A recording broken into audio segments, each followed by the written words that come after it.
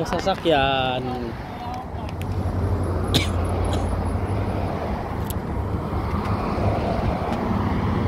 Tol, kawawa mga tao, walang sasakyan.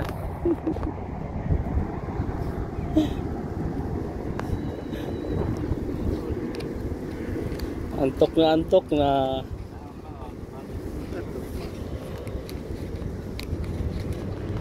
Alas 3 sa hapon nagsimula. Alas 10 na, hindi pa nakauwi.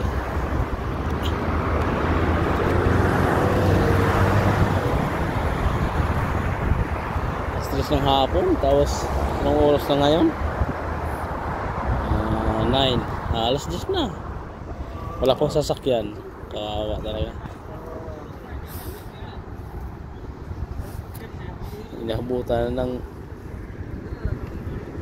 mainit na gutom. Hindi mainit na araw.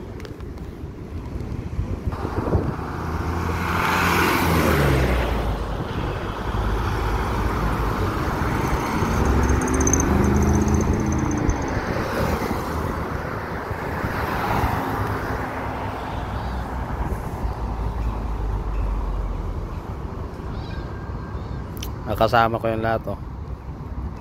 Sama ko sa trabaho lahat. Pang gabi, alas 10 na.